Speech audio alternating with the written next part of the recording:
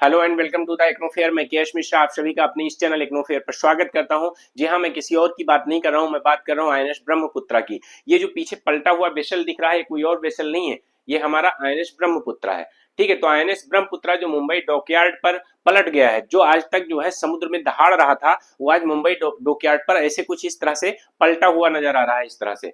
ठीक है, तो ध्यान देना, Naval warship damaged in fire, क्योंकि यहाँ पर मेंटेनेंस का काम चल रहा था और उस मेंटेनेंस मुंबई डॉकयार्ड पे और मेंटेनेंस में वहां पे लग गई आग। आग लगने के बाद में कुछ इस तरह की आईएनएस ब्रह्मपुत्रा की स्थिति आपको देखने को मिल सकती है। आप ये a big loss to India's defence, Bharat के डिफेंस को अगर मैं बात करूं तो लगभग 6000 करोड़ का नुकसान होने की उम्मीद है। आप एक चीज बहुत अच्छे से समझिएगा, यहाँ पर एक लाइन नीचे आपको दिख रही होगी कि Mumbai dockyard a curse for naval vessel.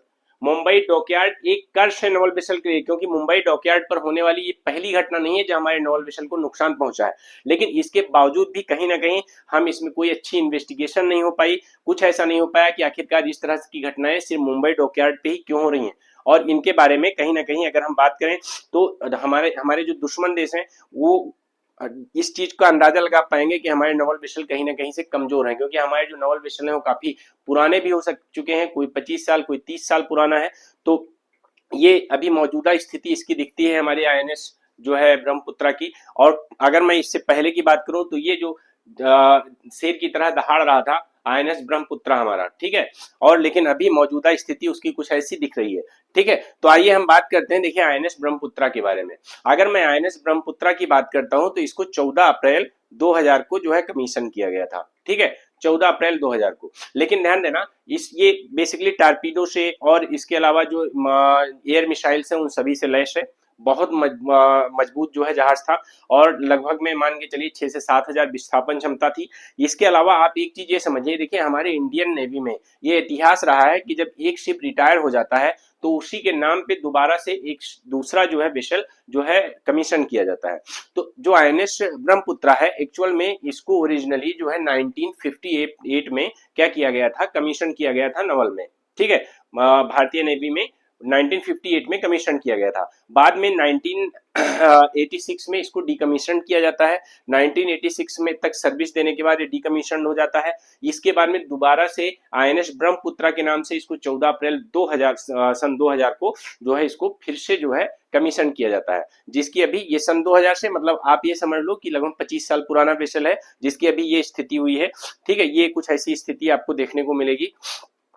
ये देखिए, ठीक है, आप देख रहे होंगे कि किस तरह से इसको मतलब सही करने के लिए बहुत सारे प्रयास किए गए हैं कि इसको सीधा कर दिया जाए, इसको किसी तरह सीधा किया जाए जिससे जो है लॉस ज्यादा ना हो। और हाँ, इसका जो एक सेलर है वो भी मिसिंग है, संभवतः जो है इसी के पलटने के साथ वो उसमें डूब गया हो, क्योंकि इतने समय से वो अगर मिसिंग है तो ऑब्वियस सी बात है कि यहाँ जो है अभी उम्मीद कम की जा रही है कि यहाँ जो है वो जीवित होगा। ठीक है, तो उसकी तलाश जारी है, बट एक सेलर भी इसमें मिसिंग है। और एक चीज मैं आपको अभी बताना चाहूंगा कि देखिए मुंबई अब जो है ये ट्वीट है रक्षा मंत्रालय का, तो बेसिकली रक्षा मंत्रालय की तरफ से बताया गया कि जो चीफ ऑफ नवल स्टाफ है एडमिरल दिनेश के त्रिपाठी, उन्होंने रक्षा मंत्री से मुलाकात की श्री राजनाथ सिंह से और इस लॉस के बारे में उनको पूरी जानकारी दी। देखिए अगर मैं बात करता हूं इस हीटिंग को आप बहुत अच्छे से देखिए कि मुंबई डॉकयार्ड अक्कश फॉर नवल विशल। अब हम इसको देखने की कोशिश करेंगे कि आखिरकार मुंबई डॉकयार्ड पे ये क्या पहली घटना थी या पहले भी इस तरह की घटनाएं मुंबई डॉकयार्ड पे होती रही हैं। तो अगर होती रही हैं तो उनमें प्रॉपर इन्वेस्टिगेशन अब तक क्यों नहीं हुई कि आखिरकार इन घटनाओं के पीछे वजह क्या है, आखिरकार मुंबई डॉकयार्ड पे ऐसा क्या है कि वहां पर जब मेंटेनेंस के लिए जो है हमारे विशल जाते हैं तो उनका ये हाल हो जाता है। ठीक है, जैसे अगर मैं बात करता हूं, आप देखिए इंडियन नेवी के पास्ट जो है कुछ घटनाएं जो मुंबई डॉकयार्ड पे हुई हैं, ध्यान से देखिएगा मुंबई डॉकयार्ड पे। ठीक है, कुछ ऐसी घटनाएं हम देखेंगे जो हमारे मुंबई डॉकयार्ड पे हुई हैं। ठीक है, मैं बात कर रहा हूं आईएनएस सिंधु रक्षक की, जो 2013 में इसी तरह से जो है बेसिकली मेंटेनेंस के लिए मुंबई डॉकयार्ड पे गया था और वहां पर ये डूब जाता है। ठीक है, किसकी, आईएनएस सिंधु रक्षक की, और जिसमें लगभग में 18 क्रू मारे जाते हैं। ठीक है, 2013 की बात है, ये भी मुंबई डॉकयार्ड की घटना है। ठीक है, इसके बाद में अगर मैं बात करता हूं मुंबई डॉकयार्ड की, 2013 में ही आईएनएस तरकश जो है एक्सीडेंट का शिकार हो जाता है, वो अपने आप जो है वहां उस डॉकयार्ड पे मतलब तट पर दौड़ना शुरू कर देता है। ठीक है, इसके बाद अगर मैं बात करता हूं 2014 की, 2014 में हमारा आईएनएस गंगा, उसमें जो है एक्सप्लोजन होता है। आईएनएस गंगा की मैं बात कर रहा हूं, ठीक है। ये भी मुंबई डॉकयार्ड की ही घटना है। अब इस तरह से आप देखिए कि मुंबई डॉकयार्ड पे कितनी सारी इस तरह की घटनाएं हमारी सामने आ रही हैं। देखिए आईएनएस कोलकाता में एक टॉक्सिक गैस जो है लीक हो जाती है मुंबई डॉकयार्ड पे ही, ठीक है, और कमांडर जो होता है, कमांडर मारा जाता है।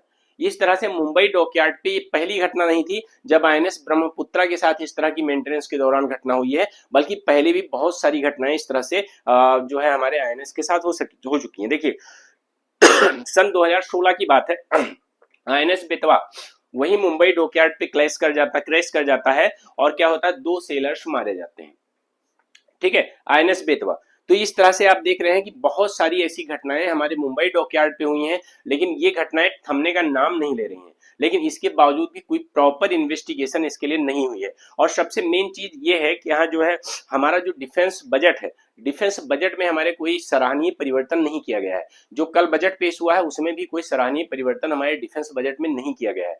तो हम जो है बेसिकली आज रात की क्लास में हम बजट एनालिसिस करेंगे। तो आप सभी लोग क्लास में आइए, रात को 10 बजे से बजट एनालिसिस शुरू होगा।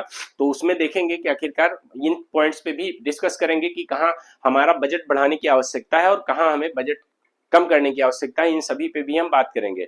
इसके बाद बात होती है 2022 की, अभी जल्दी की ही बात है। Blast in INS Ranveer, INS Ranveer में ब्लास्ट होता है और आईएनएस रणवीर के 2022 के ब्लास्ट में क्या होता है कि जो है 3 सेलर्स मारे जाते हैं। देखिए 3 सेलर्स किल्ड, 3 सेलर्स मारे जाते हैं, ठीक। ये भी घटना कहाँ हुई है, ये भी घटना आपकी बेसिकली मुंबई डॉकयार्ड पे हुई है, ठीक है। तो मुंबई डॉकयार्ड पे हुई इस घटना, अभी जो हाल ही में जो है ये घटना हुई है, तो ये घटना ने बिल्कुल अब क्वेश्चन मार्क पैदा कर दिया है, एक क्वेश्चन मार्क लगा दिया है कि आखिरकार मुंबई डॉकयार्ड पे ही ये सारी घटनाएं क्यों हो रही हैं। तो मुझे लगता है कि इसकी प्रॉपर इन्वेस्टिगेशन होनी चाहिए और इसके बारे में जो भी इन घटनाओं का जो भी कारक है तो उसको मतलब सही करना चाहिए। अगर कोई इंसान ऐसा है तो उसको सजा देनी चाहिए, ठीक है। देखिए इसका एक रीजन बताया जा रहा है, ageing submarine fleet raise security concern, क्योंकि जो हमारे सबमरीन है वो बेसिकली क्या हो रहे हैं, एज बहुत ज्यादा एज के हो गए हैं, कोई 25 साल पुराना है, कोई 30 साल पुराना है। तो इस तरह से उनमें सिक्योरिटी कंसर्न है, क्योंकि अगर मान लेते हैं हमारे दुश्मन देशों को इस चीज की भनक लगती है कि हमारे सबमरीन, हमारे वेसल्स इतने ज्यादा वीक हैं, ठीक है, तो वो इसका फायदा उठाएंगे और हमारी जो समुद्र में बढ़ती हुई ताकत है उस पर एक क्वेश्चन मार्क लगेगा, ठीक है। तो देखिए अगर बात करें तो अभी सबसे ज्यादा जो वेसल हैं इस तरह के वो कहाँ पे हैं, चाइना के पास में, पाकिस्तान के आस पास में शायद 9 है और भारत के पास कुल मिला के 11 या 12 जो है वेसल है, ठीक है। तो बहुत अच्छी स्थिति अभी हमारी नहीं है, ठीक है। Fire and fire fight damage warship seller missing, ठीक है, ये वही बात की जा रही है आपके आईएनएस ब्रह्मपुत्रा की। तो हमारे जो है फ्रिगेड हैं, अगर इस तरह के फ्रिगेड जो है हमारी इस तरह की घटनाएं होने लगी तो ये हमारे लिए बहुत ही जो है नुकसानदेह है और इससे जरूरी है कि हम इसकी प्रॉपर इन्वेस्टिगेशन के साथ साथ हम रक्षा बजट बढ़ाएं, जिससे ये जो वेसल्स हैं इनको और ज्यादा मजबूत बनाया जा सके और साथ ही इनके मेंटेनेंस में अगर कुछ कमियां आ रही हैं तो उसको भी हमें दुरुस्त करने की कोशिश करनी चाहिए, ठीक है। क्योंकि इस तरह की जो घटनाएं होती हैं वो एक्चुअली अंतरराष्ट्रीय लेवल पर भारत की बदनामी कराती हैं, ठीक। तो इसके अलावा मैं आपको एक चीज बताना चाहूंगा कि जो हमारी करंट अफेयर की क्लास होती है डेली सुबह 9 बजे होती है। मेरी तबीयत सही ना होने की वजह से आज नहीं हो पाई है ये क्लास, ठीक है। कोशिश करूंगा मैं कि कल से ये क्लास जारी रहे सुबह 9 बजे। और साथ में इंडियन इकोनॉमी का जो कंप्लीट बैच है वो 10 बजे रात को होता है। अभी हम लोग फॉरेन सेक्टर्स जो है पढ़ रहे थे और एक्सचेंज रेट खत्म करने के बाद, बैलेंस ऑफ पेमेंट खत्म करने के बाद में हम लोग अभी कन्वर्टिबिलिटी ऑफ करेंसी पढ़ रहे हैं, ठीक है, मुद्रा की परिवर्तनीयता। तो इसको अगर आज बजट की क्लास लगाता हूं तो बजट की क्लास होगी रात को 10 बजे। कोशिश रहेगी मेरी कि मैं बजट की क्लास रात को 10 बजे लगाऊं आपको बजट के बारे में, जो बजट है, क्योंकि बजट से बहुत सारे क्वेश्चंस आपके प्रीलिम्स में भी बनते हैं और मेंस में भी आप कहीं ना कहीं उसको इंक्लूड कर ही सकते हैं अगर आपके पास डेटा है तो। इंपॉर्टेंट होता है बजट आपके लिए। साथ ही आप हमारे टेलीग्राम चैनल से जरूर जुड़े, एक्नोफेयर बाय केएस सर के नाम से, जो रेड कलर से लिखा हुआ देख लीजिए। अदरवाइज इस वीडियो के डिस्क्रिप्शन में आप जाएंगे, सारे लिंक आपको मिल जाएंगे यहाँ पर, ठीक है। और इसके अलावा मैं आपका मेंस का बैच भी लाने वाला हूँ। तो चलिए ठीक है, धन्यवाद आप सभी का, थैंक यू।